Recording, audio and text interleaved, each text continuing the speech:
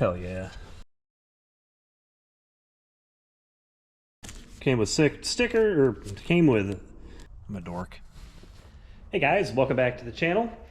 Today, we're out here in the shop, as usual, and we're gonna be working on my 1985 Pontiac 6000 station wagon. For those of you that are new to the channel, I picked this thing up, I don't know, 2-3 years ago for 400 bucks. Had a blown up engine. And we swapped in a 3.8 liter supercharged V6, so 3800 Series 2 V6. Custom coilovers in the front to lower it. Cut springs in the rear. Went through the whole suspension, all the brakes. It's got Bonneville SSE wheels on it from like a 93. We went through the interior, redid the top of the door panels, redid the headliner with a similar fabric, seat covers, all that good stuff. Pretty well sorted car. See, 3800 supercharged. I actually haven't been driving this much here lately because it's got pretty good misfire because it has a bad fuel injector somewhere. I don't know how long this engine sat at the junkyard. So I just ordered new injectors for it today, and they should be here sometime this week. And then I want to start driving this thing. What we're doing today is we're going to take it back to somewhere between 1997 and 2002, when I was a teenager, graduating high school, and you know, neons and all that were the coolest thing, not the cars, but underdash neons and whatnot. And I got online, and I found vintage street glow neons. They're even green. And to make it fit in with that, I even got some rocker switches from Menards, which was where I worked back then. And we're gonna install these under the dash. One of these switches is gonna control the neons, the other's for the cooling fan. I already have a switch that controls the cooling fan. I'm just gonna make it match. We're gonna mount these under the dash. And I'm thinking we're gonna mount the switches right up here above the climate control. This panel that you can't see because it's dark in here comes off. And I think we can mount the two switches right here. Because currently the cooling fan switch is right here. And it'd be nice to have it right here. And the neons will be mounted up where you can't see them down here.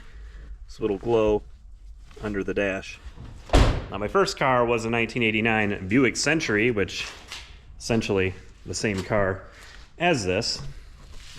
So I don't know if I'm reliving those days now that I'm almost 45 with this car and all-wheel drive 6000, but yeah, that's where we're at. If you want to see any videos of this car, there are plenty of them on the channel, doing the engine swap and all that, and the interior stuff. The other thing that we did on this thing, I think it was last winter, was we put neon, or it wasn't neon, they're LED underglow underneath the whole car, as you can see.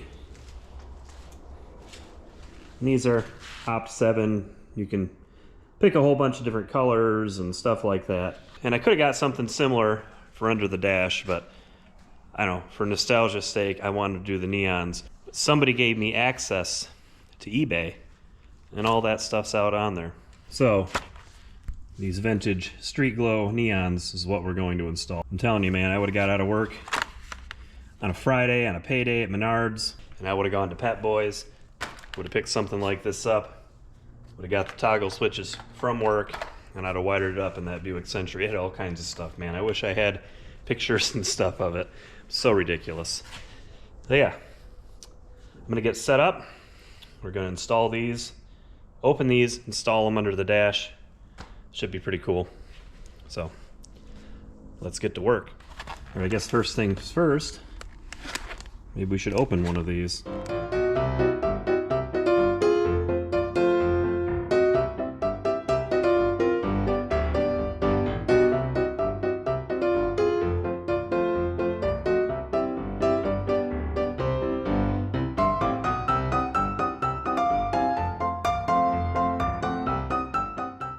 Alright, so I opened it up.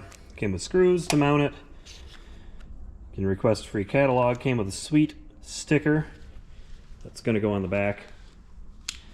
It came with the mini catalog. Look at all this stuff, dude. Okay, actually, we will take this sticker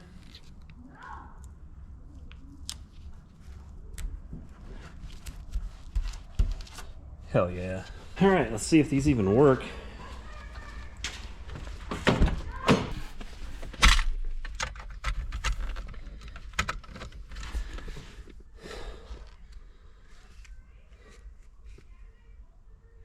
All right, so it turns out they do work.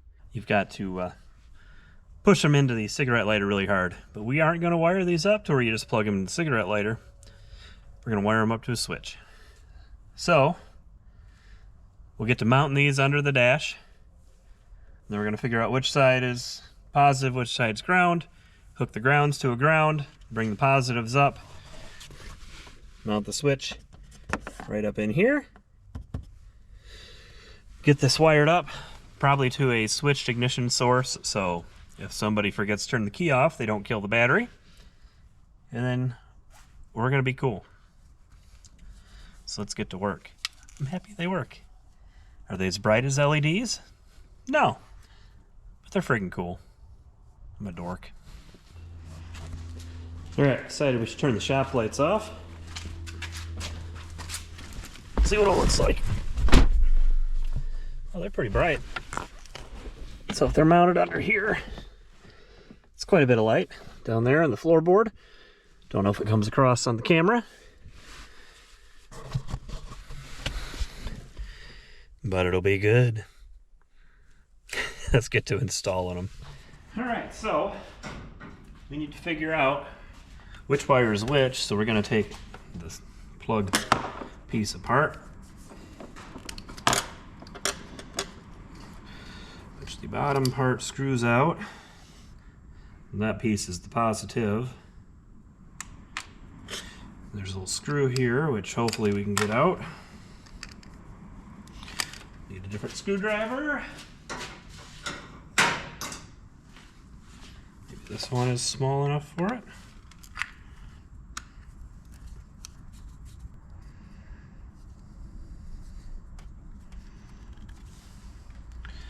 Well, no, come on. Okay, that comes off. And we can take her apart. These ones are the ground on the side. The one that went in the middle is the positive. So if we take it apart like that, we can see that this wire here is the positive, and this one here that's soldered to that is the ground. And the positive has a little white stripe on it. So we know that's positive. So we can cut this off. And then we can hardwire these in. All right, so I have assembled some crimp connectors that we're going to need. We'll use these ones for the ground. We have these spade connectors that are going to be for the switches. And a little butt connector that we'll need for the power wire because we have 2 switches. And then this one little spade connector thing here that can go in to a fuse that is switched with ignition. That's where we're going to get our power from. So these switches, pin 1 is your line in, which is power. Pin 2, which is the middle one, is your load, which will be the neon tube. And pin 3 is neutral or ground for the automotive thing here. So we're going to have to wire those, make a little hole where we're going to mount them, which we'll get that trim piece out and do that. And then we can wire them up. Pretty sure these should fit on here. Yeah, just like that. So these will work. These will be mounted in there really nice like. And yeah. So I guess let's get the neon tube mounted under the dash on each side. We'll get the wires run up where we need to. We can get our power wire made.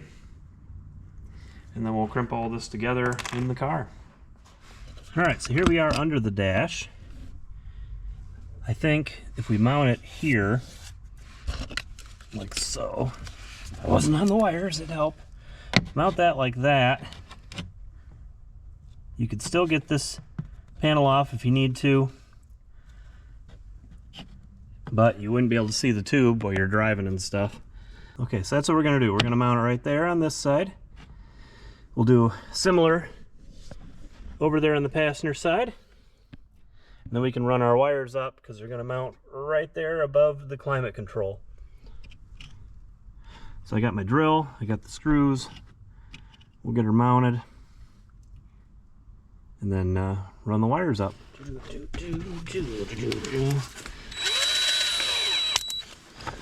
I think we should drill a pilot hole or two here.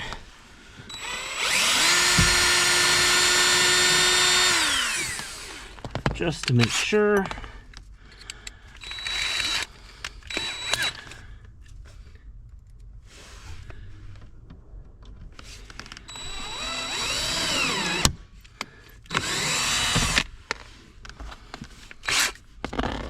Get a deeper pilot hole.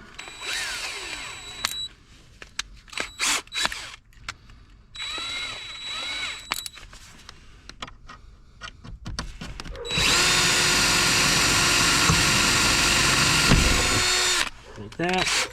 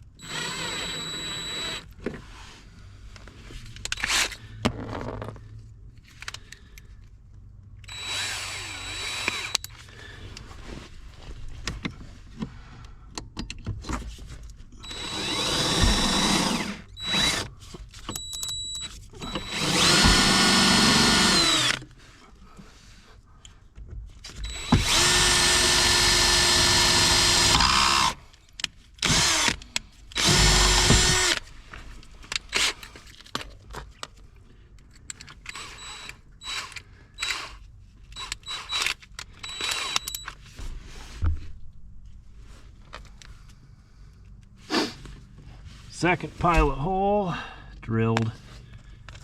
Golly. It's an awkward angle to work at.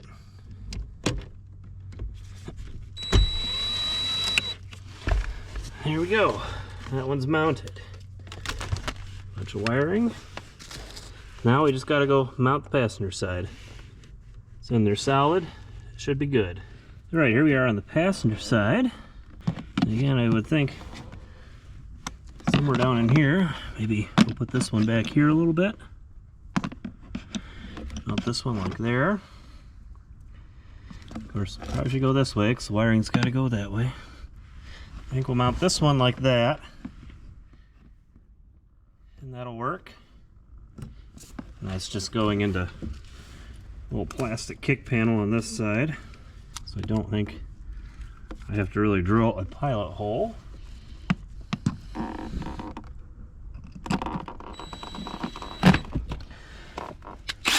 And again, maybe I just will.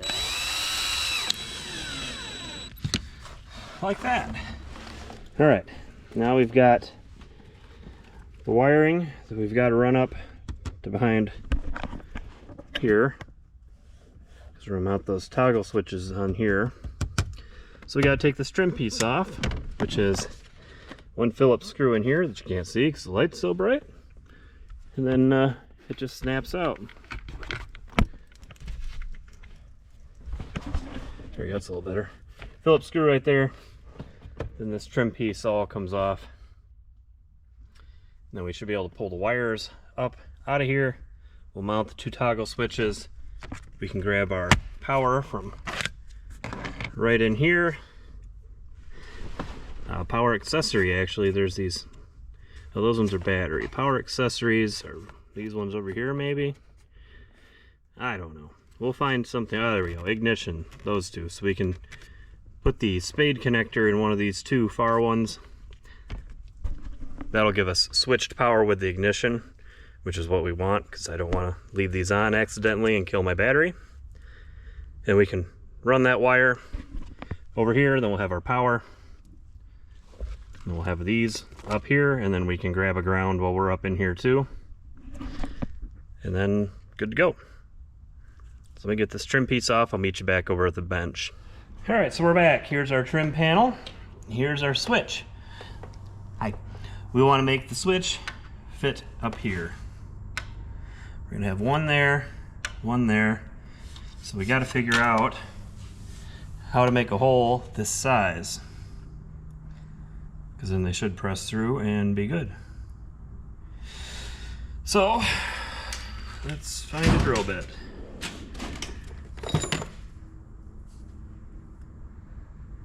I think if I make a hole with a drill bit like this, it should be good. Take a Sharpie here.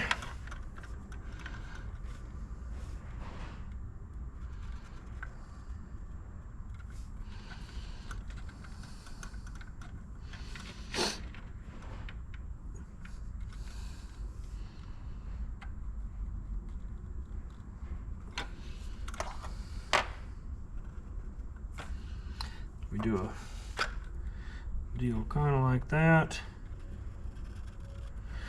Cut that out. I think we should be good. Do the same thing on this side.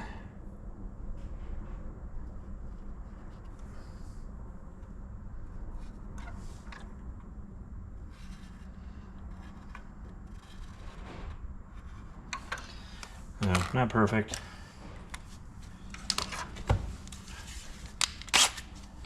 But it should work.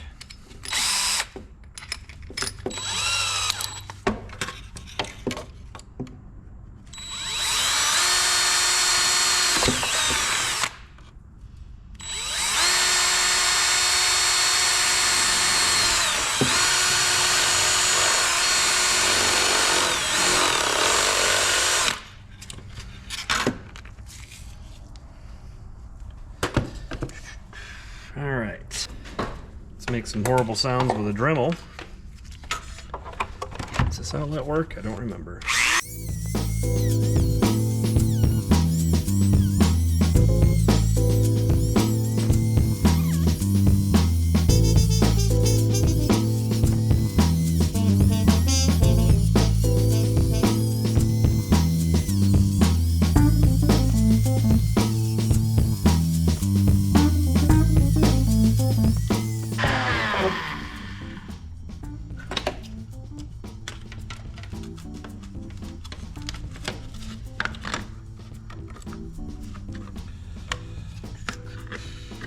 Close.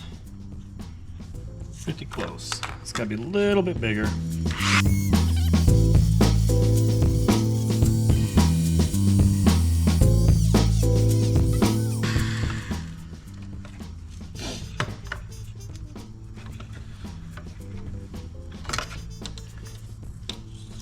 So close.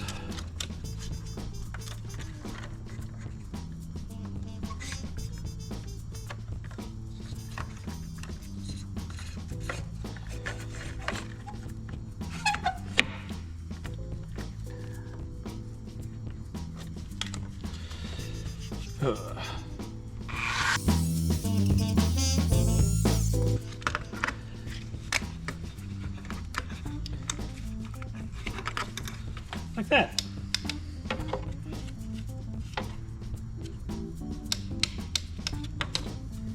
So, yeah, I cut it a little big on the side, but that's okay.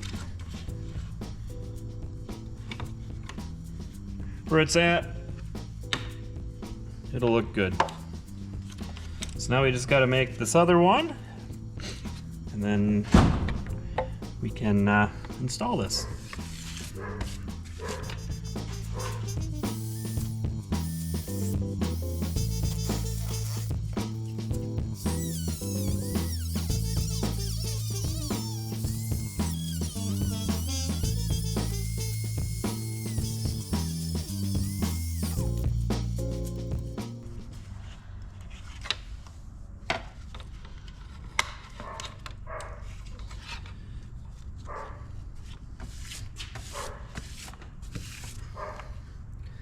All right, and there you go. Both switches installed.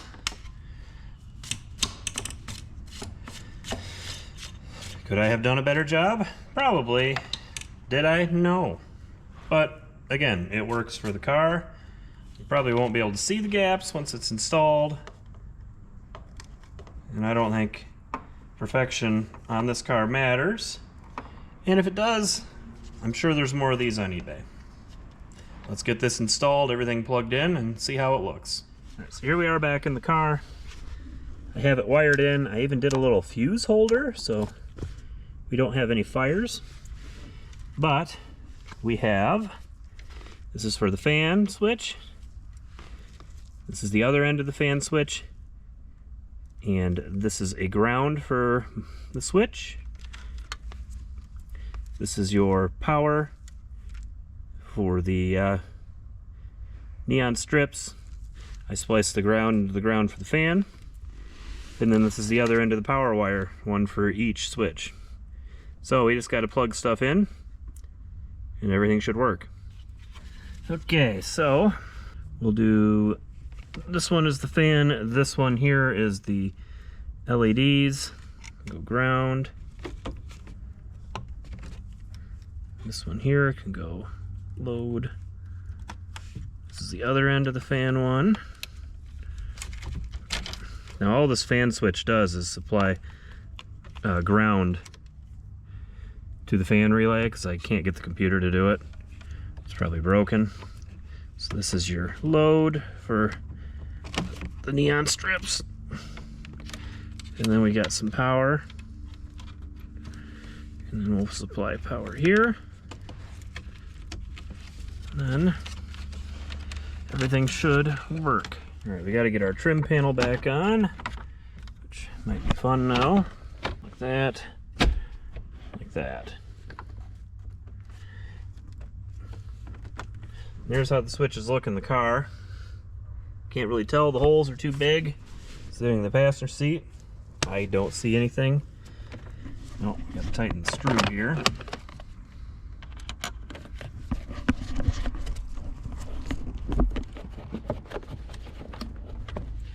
So this is probably even a better install than what I would have done, 20 some years ago. Fuse box cover back on. And there we go. Now, take the key in the ignition.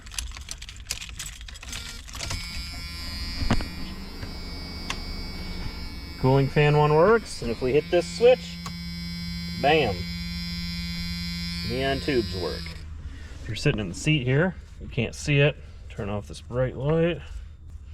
There we go.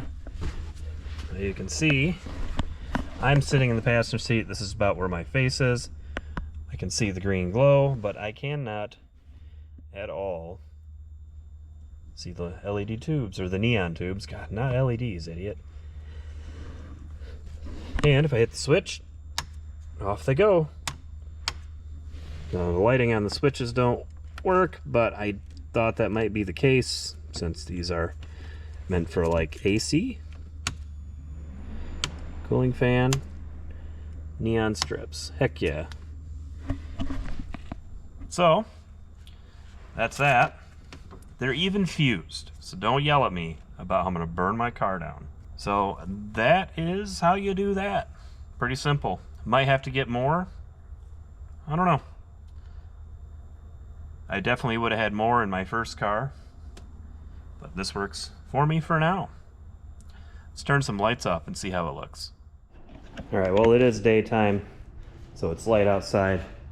Barn isn't completely, sealed off from light getting in because the soffits are vented and all that, and there's a big window in the door, but let's turn the ignition on in here. And there you go. You can see it's a nice green glow on the inside.